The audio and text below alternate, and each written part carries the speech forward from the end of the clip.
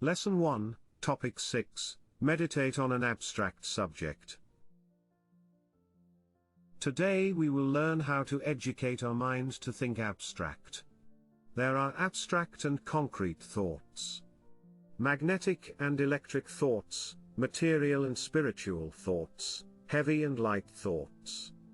Let's elaborate on that a little before we practice. Thoughts are sorted and organized in the mental world. Much like clouds are grouped per density. Some thoughts are heavier than others are cleaner than others, etc. In the spiritual life, we want to have less heavy thoughts. And spiritual thoughts are mostly the less heavier ones. When you are a little clairvoyant, you may distinguish 5 types of thoughts in a human aura. And here is how I will put the 5 types of thoughts in a scale. The 5th type being the less heaviest. Type 1, day-to-day earthly thoughts, food, work, sex, any other related worries. Type 2, scientific thoughts, biology, chemistry.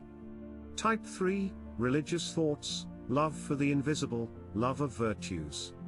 Type 4, philosophical thoughts, meaning of things, logic, reason. Type 5, spiritual thoughts, principles of life, laws of the universe.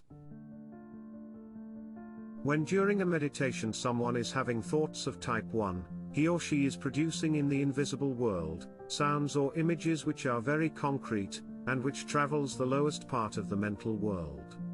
Their thoughts will be received by many people, because so many people's mind are hooked to that level of the mental world. They share the same kind of thoughts and they speak alike. Thoughts of the same kind group together and form a sort of network. Each person's life can be defined by the type of thoughts he or she entertains in his head. The more day-to-day thoughts you carry, the more you are hooked to the type 1 network of the mental world. Well, who doesn't think food or work? We all do. The problem is not in thinking about those things, the problem is on the amount of time we spend on those thoughts.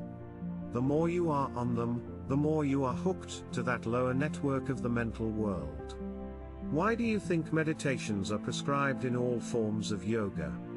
This is because it releases you from the day-to-day mental network for a while, so you may free yourself from that network stress, anxiety and regret feelings of it. It is not advised in a spiritual life to remain in the day-to-day type of thoughts 24/7. So learn to switch a little. Move to higher spiritual networks for a while to refresh. In the previous topic, you learned how to observe your mind. You watched your own mind like it was different from you. And that's right. You are not the mind. Whatever happens in your mind, all those thoughts are not you. Thoughts simply come and go. They may come from someone's mind or even from an entity. Or they may have been simply brought about by your subconsciousness. It may take a lot of practice to come to realize that you do not depend on thoughts to exist.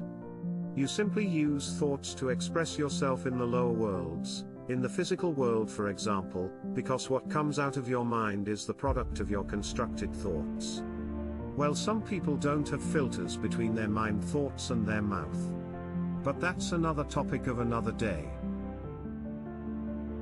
We are going to do a different meditation which involves thinking.